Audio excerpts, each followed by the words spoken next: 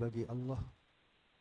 Dialah Tuhan yang membiakkan zuriat kita, dan satu hari kita semua akan dikumpulkan oleh Allah, insya-Allah. Salatu wassalam ala rasulina Muhammad wa ala alihi wa ashabihi ajma'in. Selawat dan juga salam ke atas junjungan Nabi kita Muhammad, warga serta para sahabat baginda semua. Allahumma inna nas'aluka ilman nafi'a. Ya Allah, kami memohon kepadamu, berikan kami ilmu yang bermanfaat, warizqan thayyibah, dan berikan kami rezeki yang baik-baik, amalan mutaqabbala, dan berikan juga kepada kami amalan yang kamu terima. Tuan-tuan yang dirahmati Allah, sekali lagi malam ini bersyukur kita pada Allah yang limpah kurnia dia dapat kita bersama-sama lagi untuk kita sama-sama bermuhasabah. Jadi kita berkongsi-kongsi pengalaman untuk menjadikan diri kita lebih baik, dan sebagaimana yang dikehendaki oleh Imam Ghazali, nak suruh kita bersihkan hati kita, roh kita biar sentiasa bersih dan sejahtera, kerana kita pergi benar akan kata-kata Allah. Kalau dulu ayat ni selalu dibaca oleh khatib masa hari Jumaat, tapi lo ni nampak macam tak ada dalam teks khutbah tu, dia buai dah ayat ni. Kalau dulu pada khutbah yang kedua ada semua sebut yaumala yanfa'u malun wala banun illa man atallaha biqalbin salim. Khutbah kedua dulu biasanya untuk khatib baca ayat tu ada dalam teks ni, tak ada. Yaumala yanfa'u malun wala banun, pada hari itu, hari di akhirat esok, tidak ada gunanya lagi harta, dan tidak ada gunanya anak pinak, illa man atallaha biqalbin salim, kecuali orang-orang yang mari datang kepada Allah dengan hati yang sejahtera.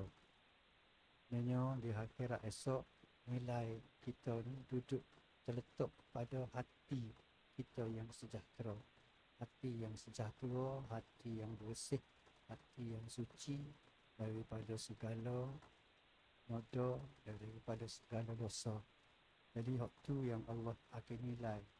Sebab tu dalam hadis Nabi pun ada sebut, innallaha la yanzuru ila suwarikum wa amwalikum walakin yanzuru ila qulubikum wa a'malikum.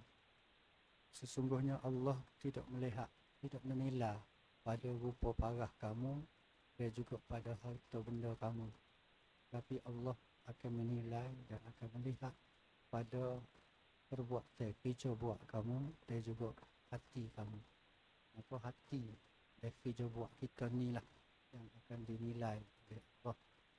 Baik, maka baiklah balasannya, dan jika tidak baik, hati kita rosak dan kotor, maka balasannya juga akan menjadi seksa dan juga azab.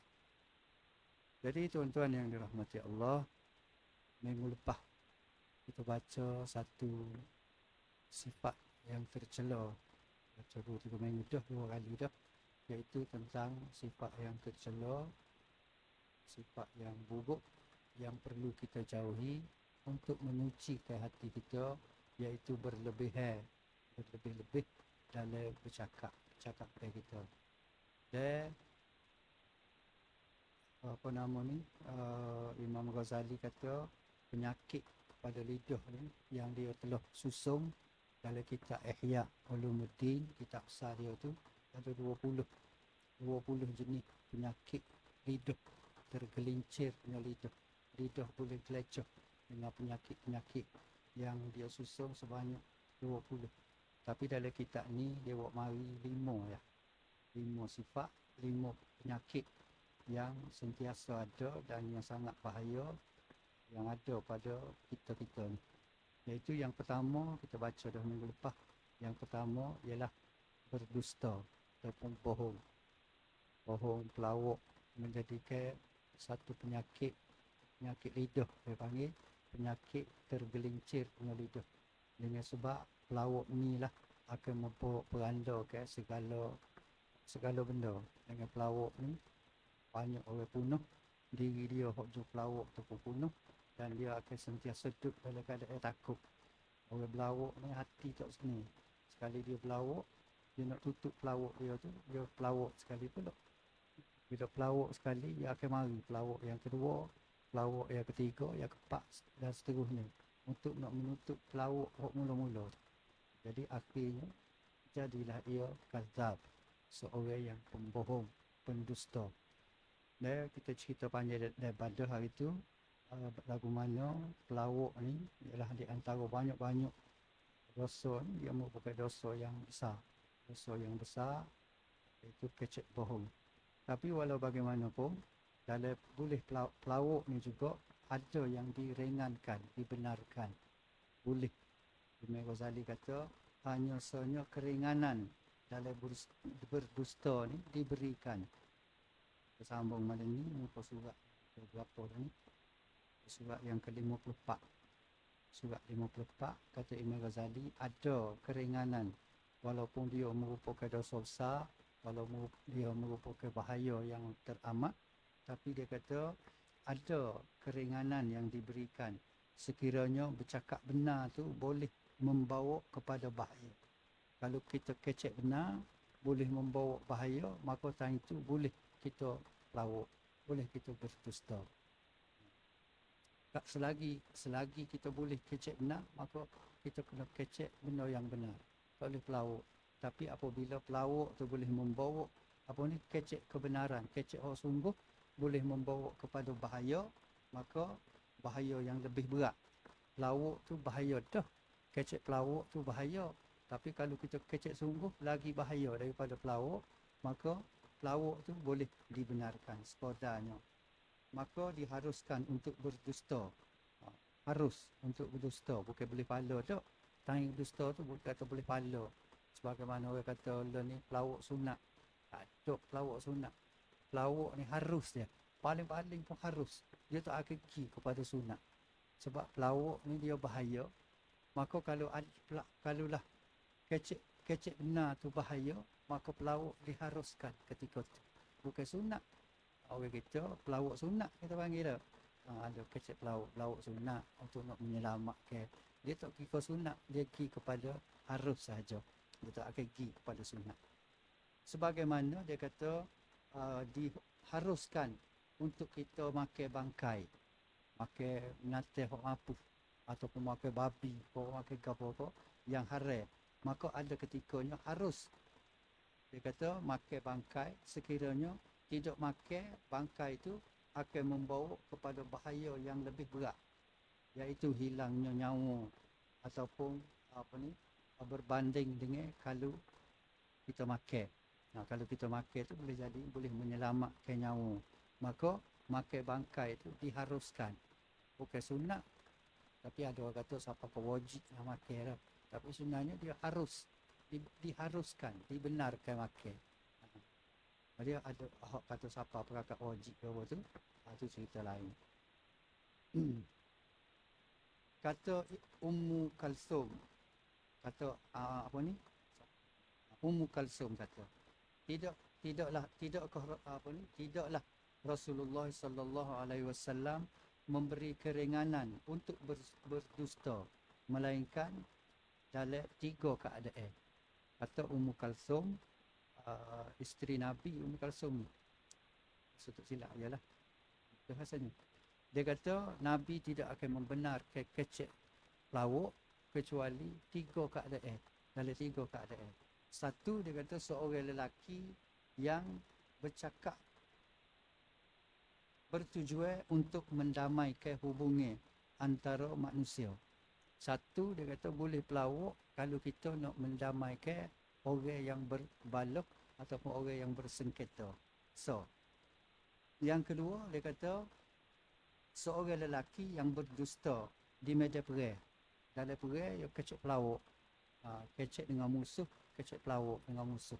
Maka diharuskan. Dan yang ketiga, ialah seorang lelaki yang berdusta dengan isterinya. Harus. Ada masa harus untuk lelaki pelawak ke bini. Tengok ni. Nah, boleh pelawak ke bini. Lagu mana? Kita tengok lagu mana dah. Tiga perkara, tiga keadaan. Satu keadaan seorang yang dia kecek pelawak kerana nak mendamaikan orang balok. Dia kecek pelawak. Boleh jadi cara pelawak dia tu dia pergi ke saing dengan seorang tu, kok balok dua orang, dia pergi ke seorang tu, dia bawa hadiah kok gapo dia kok kirim barang pisau kau sekat. Dia yak ni Yusuf ni balok dengan dia. Dia tu ni Yusuf kirim pisau dia. Pisau balik kok balok dah rasa dah. Kirim molek-molek sikitlah. Kalau kau kirim pisau tu takut balok. Kirim sesuatu yang molek lah. Bui kepada sahabat ni supaya kata musuh dia bagi hok dia duk balas tu bui. Sedangkan benda tu pelawak tetapi dia boleh mendamaikan. Dia pergi pulak kepada Yusuf tu, dia royak pulak, dia kata Mamat beri hadiah demo. Baik dengan demo tu dia menyesal. Dia minta maaf. Tapi nak mari minta maaf sendiri malu. Dia royak kat mbok suruh tolong. Royak kata dia minta maaf, ni hadiah dia beri demo. Boleh pelawak sekolah tu. Harus pelawak ataupun lagu lain pun tak apalah, yang asalkan yang boleh mendamaikan orang yang balok. So, yang kedua ialah dia kata dalam keadaan perang. Dalam keadaan perang ni pun kita pelawak juga. Kerana strategi kita tak boleh nak royak ke musuh. Kalau kita ada 10, 100 orang, kita royak buat kawan ada nampak 100 orang, ada lagi elok bukit ni 100 lagi. Balik ni 100, dengan kuda 100, mana gitulah. Maknanya kita pelawak je. Pun boleh diharuskan kerana kita berdepan dengan musuh di dalam medan perang. Begitu juga dengan suami. Ada masa dia boleh pelawak ke isteri dia. Jaga ke dia, takutnya takut bercerai tangga. Kalau royak betul-betul kak, balok. Lebih bahaya daripada maka nak jaga keamanan keluarga, anak-anak ke apa. Boleh pelawak sekodarnya. Okey, pening lah banyak keduk pelawak ni tau. Okey, pening lah. Bini kata, yo, kabel bini dua lu, tambah bini saya, dok. Dengar kata orang pun, noh kita ni. Dengar kata apa. Mana tak mengaku. Pelawak je lah. Kalau dia bini tak mengaku, tapi nak jaga. Bukan niat nak susuk sama-sama. Tapi nak jaga, biar kata sejuk molek, baru nak royak. Ada taktik-taktik orang kata, begitu juga isteri pun gitu. Nak ada masa dia pelawak ataupun dia tangguh cerita benar-benar kerana nak jaga hubungan keluarga supaya tidak pecah belah, supaya tidak balah dan menyebabkan bahaya kepada keluarga tu. Boleh dibenarkan tapi tidaklah sapak sunat, hanya harus boleh. Kata Imam Ghazali, dia kata keringanan ini diberikan kerana rahsia perang. Kalau dalam perang tu sekiranya diketahui oleh pihak musuh, akan menyebabkan mereka semakin berani untuk menyerang. Kalau musuh tahu rahsia kita, maka musuh akan mudahlah nak serang kita. Gitu juga dia kata rahsia suami sekiranya diketahui oleh isteri, yang akan membawa kepada keruntuhan rumah tangga yang lebih dahsyat berbanding dengan keburukan berdusta.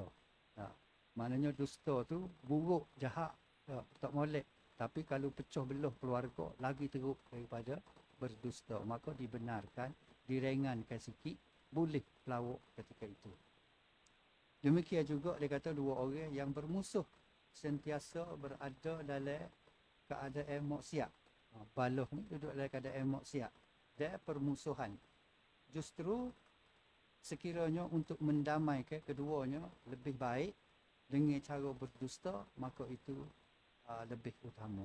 Kalau dengan kita bohong, kita berdusta, pelawak kepada dia, boleh menyebabkan dia berdamai, maka itu lebih baik. Sekadar tu je. Ini semua dia kata sebagaimana yang terdapat dalam riwayat hadis dan segala perkara yang seumpamanya. Ialah seseorang itu berdusta. Dia kata termasuk dalam 4 hadis sebut kata 3 tadi. Tiga keadaan tadi. Termasuk dia kata juga termasuk juga seorang itu berdusta melindungi harta orang lain. Kita nak jaga harta orang. Jaga harta orang supaya selamat harta orang, maka boleh kita pelawak ketika tu. Nak jaga harta orang lain daripada dirampas oleh orang yang zalim. Boleh. Ataupun seorang itu mengingkari sesuatu penyataan bagi menutup rahsia orang lain. Untuk nak menutup rahsia orang lain, maka kita boleh pelawak supaya tidak rahsianya tidak tersebar. Bahkan seseorang itu mengingkari perbuatan maksiat yang dilakukannya sendiri. Bahkan dia kata kita, kalau kita buat satu maksiat, kita boleh untuk tidak mengaku. Tidak kata nak mengaku, sudah buat tak mengaku tak. Boleh untuk kita mengingkari. Maknanya kita tak mengaku, kita buat jahat, kita buat maksiat. Boleh dia kata kerana mewar-warkan dengan kita beroyak perbuatan fasik kita ni. Tak boleh. Dan juga menzahirkan keburukan, kejahatan yang kita buat tu adalah satu perkara haram. Kalau boleh susuk. Buat jahat ni, kita buat jahat ni, kalau boleh susuk, kita susuk. Kita susuk. Ada masa kita kena mengaku apabila siapa ke tahap mahkamah ke apa tu, kena mengaku lah. Tapi kalau boleh hak kita kerja buruk perangai kita ni, kita susuk, kita royak ke orang. Kerja jahat kita tu, tak ada pasal kita royak ke orang. Kerana Allah ni, dia akan menutup aib kita. Allah tutup aib kita ni. Waktu yang kita boleh mari masjid dengan amir damai, boleh saing dengan orang ni. Kerana perangai buruk kita tu, Allah tutup. Maka kalau kita pula pergi buka perangai utuh kita, maka satu yang sangat tak patut lah. Maka tak ada orang yang tak ada perangai buruk, perangai jahat ni ada belakang. Semua orang ada perangai jahat dia. Ada maksiat yang dia lakukan. Sebab tu kita disuruh istighfar, minta ampun. Kerana kita ada buat maksiat. Ada, ke mana-mana mesti ada. Tak, kecuali Nabi yang maksum. Manusia lain akan ada buat kesalahan, buat dosa. Maka tidak sepatutnya dia pergi ngaku mudah-mudah gitu. Orang tanya, ngaku lalu. Ya Allah, kau dah malam curi ayam. Oh, kawan tu. Kawan bisa curi, tak ada orang boleh ikat kawan. Maknanya tak boleh nak royak benda gitu. Kalau mu curi, senyap-senyap sudah. Gitu ya. Lepas tu, tobat dengan Tuhan. Kerana Allah akan susuk air kita, menutup air kita. Allah tutup air kita. Kalau kita perlu pergi buka, maknanya tak betul lah. Gitu. Jadi mewar-warkan perkara yang kita buat, perkara tak molek maksiat yang kita buat ni adalah haram. Maka boleh pelawak ketika tu. Kalau orang tanya kata demo kau semalam, tak, bukan kawan orang lain kau. Kawan tu. Kita sekolah tu lah. Nak aku baloh nak pula ke dia lah tak. Kalau ada bukti, demo carilah. Kalau kahwin ngaku. Kalau ada bukti, kena ngaku lah. Tapi kalau bos setakat nak tuduh gitu, kahwin tak mengaku, bukan kahwin orang lain. Gitu. Demikian juga dia kata Imam Ghazali, sekiranya seorang tu mengingkari jenayah yang dilakukan terhadap orang lain. Sehingga jenayah bukan setakat maksiat diri kita, perangai uduh kita je, tapi jenayah nak kita buat. Tu pun kalau boleh susuk, kita susuk. Kalau boleh tak mengaku, tak usah mengaku. Kita pergi curi ayam, kita apa jenayah lah tak? Jenayah yang kita lakukan, tak usah mengaku lagi. Senyap dulu. Buat senyap dulu ataupun buat tak mengaku dulu. Kata Imam Ghazali. Demikian juga dia kata sekiranya seorang itu mengingkari jenayah yang dilakukan terhadap orang lain. Bertujuan untuk mententeramkan hatinya. Bila kita orang tak tahu, kita buat jenayah, hati kita senang. Hati kita jadi tenteram sikit. Maka dibolehkan. Demikian juga dia kata kita mengingkari juga pengingkaran suami terhadap isterinya. Sebab tadi boleh mendatangkan kemudaratan sekiranya tidak berdusta. Kalau kecek sungguh, maka boleh jadi timbul mudarat lain. Maka selagi boleh tak mengaku, tak usah mengaku. Tak usah mengaku dulu. Teruk-teruk tak boleh nak pergi, baru mengaku. Ataupun mengaku lepas-lepas ni. Ada cerita kebaikan, kata ada orang tak boleh pelawak langsung. Tapi kadang-kadang dia membahayakan. Ada kita ingat dulu ada ustaz kita dia cerita, dia kata ada seorang Tok Cha. Tok Cha tu lah, kepala botak pakai kain kuning tu. Dia kata dia duduk tapur dalam hotel, tapur ramai duduk gitu. Oh, tapur tu. Mari sore buduk, buduk ni hungar, kutuk, mari depan dia. Dia tapur ni kecil mata apa. Mari dia kata, Tok, minta tolong Tok. Dia kata, tolong ada orang nak bunuh dia. 3-4 orang tu hambak dia nak bunuh dia. Tolong susuk hamba. Ataupun tolong royak suruh hamba pergi nusuk mana. Lari mana. Oh, dia kata, tak ada gaul nusuk dia belakang ni. Kata Tok Cha tu, nusuk dia belakang. Ada urut-urut sikit, nusuk situ. Nusuk dia belakang Pak Tok Cha, duduk tapur. Duduk sementara, mari 3-4 orang yang nak hambak dia, nak bunuh dia. Mari tu jumpa dengan Tok Cha ni. Oh, lepas tu tanya dia kata, Tok Cha dia kata, Tok ada nampak kau budak lari kau ni? Dia kata ada. Lepas tu gimana? Kata aku suruh nusuk balik dalam urut. No, dia kecek tu, sebelah Tok Cha ni, sebelah. Bila dia royak gitu, orang 2-3 orang tak dia kata, yondok Tok Cha ni. Dia susuk, royak apa? Dok balik. Luki halak lain dia kata, lewat kira Tok Cha. Luki kot lain. Maknanya selamat budak tu kerana dia kecek benar. Dia kecek sungguh. Dia kata, ada sangat budak tadi mari. Dia kata, aku suruh dia nusuk dia belakang. Jadi orang tak percaya kerana kebenaran yang dia royak, maka orang tak percaya. Kalau lagu tu, baik tak pelawak lah daripada pelawak. Nah, baik tak pelawak. Tapi tidak lagu tu lah. Mana royaknya Tok Cha tadi, begitu jaga mulut dia daripada kecek pelawak, dia suruh budak tu nusuk, lepas tu musuh mari, dia royak. Bila dia royak kebenaran, tapi Tok Cha ni berkali dia faham. Benda benar ni, orang payah nak percaya. Kalau pelawak, percaya tadi. Jadi Tok Cha tu baik kecek benar. Bagi tak benar sabuh, mu susuk, lepas tu mu pergi royak. Maka, tak betul lah. Supaya ada juga orang nak benar telajak. Dia kata ada satu cerita lain, dia gali lubang, dia simpan emas. Barang-barang berharga dalam satu lubang. Lepas tu dia pacuk atas tu, dalam ni tak ada emas. Oh, dia pelawak. Dia kata dalam ni tak ada keberapa dalam lubang ni. Dia pergi pacuk. Maka orang akan cari, orang korek. Sebab dia kecek bohong. Orang percaya lah. Kalau dia kata di sini ada emas, dia rasa tak ada siapa dia korek. Kalau dia lepas dia gali lubang, dia letak emas dalam tu. Lepas tu dia pacok lebar, di sini ada emas, sila gali. Tu rasa tak ada siapa dia nak gali tu, bodoh apa, gali. Tapi bila dia kata di sini tidak ada apa-apa, tak ada emas, tak ada perak. Orang kata, apa kalau tak ada kau satu tulis buat kau ni? Terang gali tengok. Nak bila kecek pelawak, orang percaya lah. Orang lagu tu lah. Orang tak percaya, kau percaya, kau lagu mana gitu lah. Membahayakan. Lagu tu. Tapi dalam keadaan tadi, dia kata kalau pelawak, kalau kecek benar boleh membahayakan, maka boleh pelawak ketika itu. Walaupun kita melakukan jenayah, boleh kita nak pelawak buat sementara sebelum bukti mari. Dan bukti mari tak boleh buat apa tu. Walau bagaimanapun dia kata tidak diharuskan untuk berdusta bagi mendapatkan pertambahan harta dan juga kuasa. Dan juga kedudukan. Kerana kita nak kepada harta, kita nak kepada kuasa, kedudukan, maka kita pelawak. Kalau ni tak boleh. Sebab politik tu lah. Politik tu banyak kecek pelawak daripada kecek tu. Tak kira lah politik mana-mana. Tapi demi nak jaga kuasa, mereka rela pelawak. Boleh pelawak. Pelawak ni biasa. Jadi bukan sekarang lah ni, jak dulu lagi.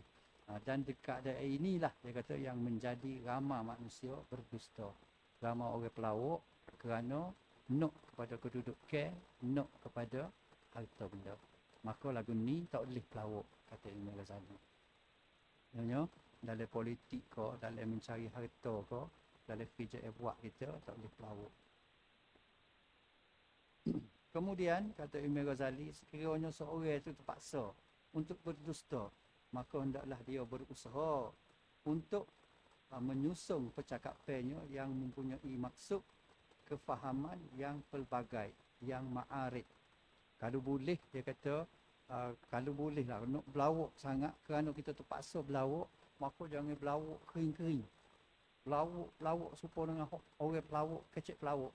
Maka dia kata, kena pelawak lagu mana? Ma'arif dia panggil. Kena pelawak dalam keadaan ma'arif. Lagu mana ma'arif ni? Ialah dia ada satu perkataan lagi, dia panggil tauriyah. Tauriyah ni ialah lagu mana? Bercakap sesuatu perkara namun maksud yang dikehendakinya adalah hal lain. Maknanya biar pelawak dalam keadaan berlapik. Tidaklah pelawak kering-kering gitu.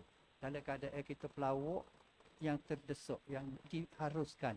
Tak boleh pelawak kering-kering serupa dengan orang memang dia pelawak, kejap pelawak tu. Tak boleh. Lagu mana dia kata sebahagian daripada orang soleh yang tidak dapat mana ni? Dia beri contoh. Dia beri contoh Ibrahim bin Adham. Ketika dicari oleh orang ramai di rumah dia, maka dia royak kepada pembantu dia. Pembantu rumah dia tu dari mana? Kalau nak cari aku, dia pergi cari di masjid. Dia duduk rumah. Tapi dia tak pergi royak kata, Tok Guru tak ada rumah. Tu pelawak kering-kering. Tok Guru ada rumah. Orang mari cari dia tak sejumpa dengan orang. Ibrahim Adham ni tak sejumpa dengan orang. Dia royak ke pembantu dia. Kalau nak cari Ibrahim, kalau nak cari Tok Guru, dia cari di masjid. Dia duduk rumah. Jadi pelawak, orang kata pelawak tidak kering sangat, pelawak basah. Pelawak yang gitu. Boleh jadi kalau dia ada masa, dia akan pergi masjid jumpa dengan orang. Dia tak usah jumpa orang di rumah. Maka dia kata tak usah jumpa dengan orang, maka dia kata, suruh royak kata kalau nak cari dia, pergi cari di masjid. Lepas tu kalau masa dia nak jumpa dengan orang-orang nak cari dia tu, dia akan pergi ke masjid lah. Mana pelawak tidaklah pelawak sangat. Tidak pelawak sangat. Pelawak juga, tak pelawak sangat. Ni Ibrahim Adham. Asy-Sya'bi pula dia kata pernah melakarkan satu bulat teh. Kemudian berkata kepada pembantunya, letakkan jari kamu di dalam lakaran bulat ini dan katakanlah dia tidak ada di sini. Tu pelawak jenis pelawak yang orang kata kecek lagu lain, makna lagu lain. Dia buat satu bulat teh, dia buat lukis satu bulat teh. Lepas tu dia suruh pembantu rumah dia letak tangan dalam bulat teh tu. Lepas tu royak kata tak ada gapur dalam ni. Padahal ada tangan tu. Maknanya pelawak. Pelawak dalam gitu. Jadi orang aling dia berlapik. Dalam pelawak pun dia berlapik. Gitu. Sebahagian daripada orang soleh yang tidak dapat menghadiri jemputan daripada pemerintah memberi jawapan, sejak aku berpisah dengan kamu, tidaklah aku mengangkat rusukku daripada bumi, melainkan apa yang dikehendaki Allah. Orang aling, dia terbanyak orang aling bila dia dijemput oleh pembesar, suruh pergi makan keduri ke, suruh pergi mana ke, dia tak segi. Maka dia tidak kata, kawan tak cekak, kawan sibuk. Dia tak pelawak, dia tak sibuk pun, dia cekak pun. Tapi dia akan kata, sejak aku pisah denganmu hari tu, sejak kita jumpa hari tu, dia kata aku payah sikit. Maknanya macam gitulah, payah nak akad rusuk daripada bombing ni, melainkan dengan kehendak Allah. Maknanya aku berok je. Duduk rumah pun, nak pergi mana-mana pun berok gitu je. Maknanya dia pelawak juga, tapi tidaklah pelawak benar. Tidak pelawak kering-kering tu. Dia tidak sakit, dia sehat. Tapi dia kata sejak aku jumpa denganmu dulu, jadi aku payah sikit nak gerok pergi mari. Tak berapa bebas nak gerok. Itulah. Mana dia tidak pelawak sangat, tapi pelawak juga. Gitu. Lepas tu,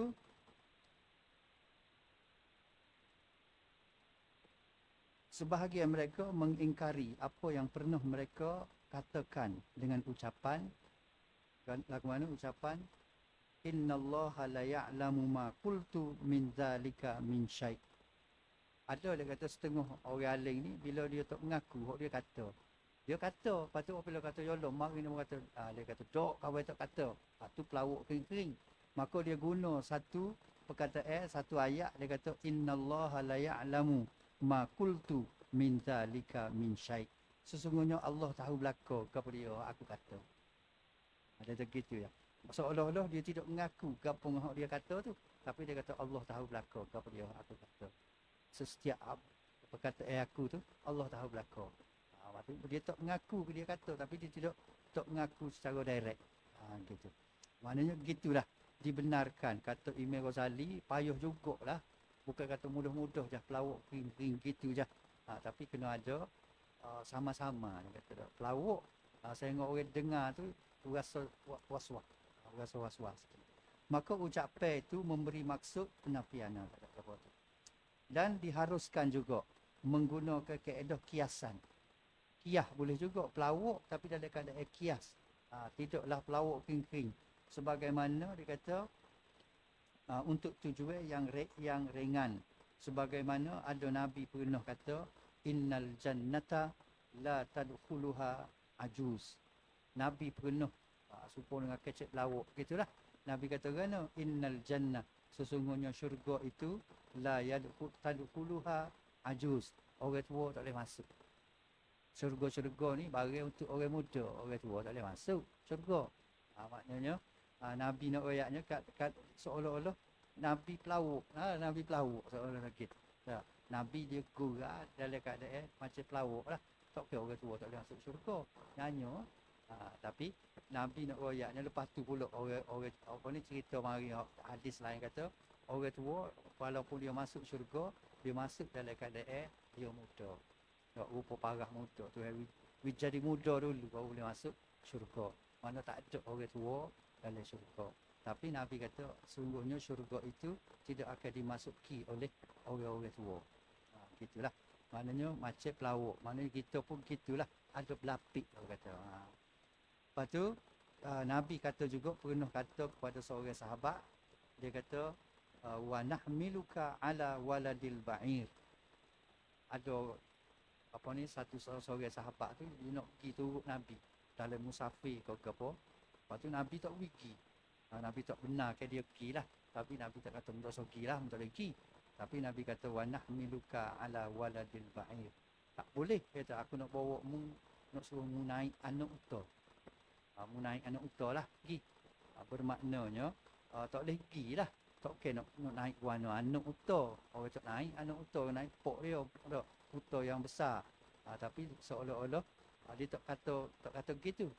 Mana Nabi ni macam seolah-olah pelawak. Suruh naik anak unta. Mana ada orang naik anak unta. Maknanya pelawak yang berlapik. Gitu. Lepas tu ada satu lagi sabda Nabi, wa fi ainaya wajhuka zaujuka bayar. Dan di dalam kedua mata suamimu adanya putih. Ni orang Arab dulu dia ada sejarah kata-kata ni. Sebelum Nabi kata ni ada dah orang-orang dulu kata. Zaman sebelum Islam lagi, orang-orang Arab ni dia ada seperti kita lah, ada Tok Pomo. Ada Tok Pomo, ada Tok Pomo sungguh, ada Tok Pomo temberang. Tok Pomo temberang, ada Tok Pomo nipu. Jadi bila orang sakit mari, dia pun baca ayat sikit. Lepas tu dia nak royak kata dia ni nyakit bahaya. Kalau orang sakit ni bahaya sakit dia royak kau segar. Dia kata dalam mata dia tu ada mata putih. Ada mata putih dalam mata dia. Jadi macam tu pelawak, tapi macam pelawak lah. Maknanya semua orang ada putih mata ni, mata putih, mata hitam. Tapi dia pelawak itu bahaya. Nyakit laki demo ada mata putih dia kata. Dalam mata tu ada putih. Jadi dia nak menakutkan. Dia pelawak tapi pelawak yang tidak kering. Tidak kering-kering tu. Gitulah. Maka Nabi pun pernah gurau dengan seseorang, mari royak nyakit seseorang, maka Nabi kata dalam mata dia tu ada putih. Maknanya bagi Nabi kata tak ada penyakit apa pun, penyakit biasa je. Orang lain pun ada mata putih juga. Tapi Nabi cerita lah gitulah. Dia kata hal ini kerana kalimah-kalimah ini memberi makna yang sama, berbeza dengan maksud yang dikehendaki. Justru perkara ini diharuskan untuk diucapkan kepada isteri, anak dan untuk menyenangkan hati mereka dengan gurauan. Maknanya pelawak dalam belak-belak gurau. Tidak pelawak awal ni, tidak selera bewak dak lah. Pelawak belak-belak orang tahu kata dia tu pelawak. Kita pelawak, orang dengar tu tahu tu gurau tu. Tidak pelawak benar. Demikianlah juga bagi orang yang terhalang daripada makan disebabkan berpuasa. Ni musim puasa ni ada masa kita berlawak, dia cara berlawak dia lagu mana. Nabi larang dia kata kalau kita puasa, kita pergi jumpa dengan orang, lepas tu orang ajak makan. Ataupun kita pergi rumah dia, orang tu ajak makan. Kita tidak dibenarkan kata kawan tak berahi ke ni. Maka tak berahi ke ni. Sedangkan dia berahi. Maka tak boleh. Tak boleh pelawak lagu tu. Pelawak sungguh kata tak. Pelawak sungguh nah. Dia berahi tapi dia kata dia tak berahi. Maka Nabi larang. Nabi suruh kata mana? Kita tengok dah. Maka dia kata jangan Janganlah berdusta dengan mengatakan aku tidak menyukai makanan ni, sedangkan dia sangat menyukainya. Sebaliknya dia hendaklah menggunakan kaedah kiasan juga. Dia kena kaedah kiasan, kata kenyedoh kau walaupun dia dalam keadaan lapar. Orang ajak makan dia tak seroyak, dia puasa. Sebab puasa ni tak boleh nak royak. Tak boleh nak royak kau orang lah kata puasa ni. Maka dia nak susuk puasa dia kata tak apa, ambo punya tu baru lepas mengai. Boleh pelawak lagu tu. Tapi tak boleh nak pelawak kata ambo tak berahi kau ni. Akak kambing, kita macam nak makan kambing. Lepas tu kita puasa. Ambo tak berahi, tak boleh. Sebab tu dia kata Nabi pernah berkata kepada seorang wanita yang mengucapkan sedemikian. Maka Nabi kata apa? La tajma'i kadziban waju'an. Mu jangan duk campur pelawak dengan puasa. Mu jangan duk campur pelawak dengan lapar. Biar lapar saja, jangan duk pelawak. Jangan duk kumpul dengan pelawak. Maka kalau kita tu kita berkias. Dalam kita tak boleh makan tapi kita kena berkias. Kalau dalam puasa, maknanya nak royak ceritanya yang diharuskan pelawak kerana kita nak sembunyi puasa. Sebab puasa ni tak molek kita royak tak mau puasa hari ni. Nak 4 buah. Pergi 4 buah lepas tu puasa. Jadi orang tuan rumah ni akan berasa lain dah. Mari buat kau dia dah mau puasa. Maka kita jangan royak kita puasa atau ambo saat ni kena dah 2-3 tepat dah 4 buah. Jadi ambo tak makan lah. Pergi gitu lah. Tak pergi pinggir je. Tak makan. Tapi kalau ambo makan lah duduk. Puasa. Ada nak pergi 4 buah puasa waktu dia. Tapi musim-musim ni berlaku lah. Musim puasa ni banyak ke berlaku gitu. Tapi ada setengah orang tu dia saja ya. Dia puasa dia pergi sana, lepas tu royak ambo mari juga ni puasa pun. Tu ada niat lain lah dah. Berapa hari dah? Hari ni dah, sehari ni dah. Ambo tak boleh. Puasa tu kena mari nak jaga hati demo. Jadi ada juga orang jenis royak gitu. Sebenarnya tidak berapa molek, lebih baik kata masa tu diharuskan kita pelawak, tapi pelawak jangan hok kering-kering. Pelawak yang jenis apa nama ni, berkias. Pelawak yang berkias. Jadi itulah cerita mengenai berdusta. Walaupun ianya dosa yang sangat besar, tapi ada ketikanya diringankan boleh pelawak. Tapi kata Imam Ghazali sini tidaklah siapa dekat pelawak sunat, tapi pelawak yang harus saja. Tu pun kena berambil dalam pelawak. Jangan duk pelawak kering-kering walaupun diberi keringanan. Supaya tak dilah makan ni bangkai po babi po, ada masa kita boleh makan, diharuskan makan, tapi bukanlah siapa nambah.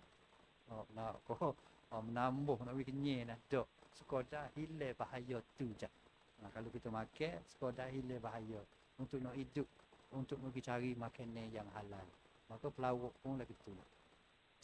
Habis itu insya-Allah minggu depan pula kita ada penyakit lain lagi, penyakit yang kedua iaitu mengupak. Mengupak pula. Ni makanan kita ni. Mengupak ni ya. Kalau sehari tak mengupak rasa nak demam, rasa apa ni? Mie, masa mie gatal gitu. Nok juga mengupak kalau sikit. Lepas tu tak mengaku. Dia bagi mengupak dia tamu tu tak mengupak ni. Nak royak cerita. Cerita hok sungguh.